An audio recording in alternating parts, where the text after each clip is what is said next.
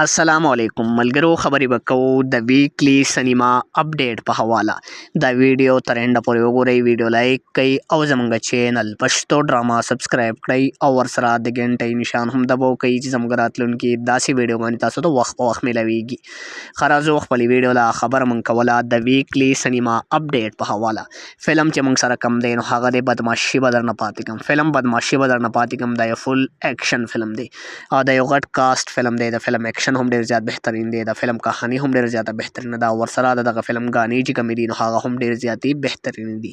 فلم بدمعشي بدر نه پاتې کوم دغه فلم هدایتکار ارباز خان دی د فلم ساز اسد زاده دی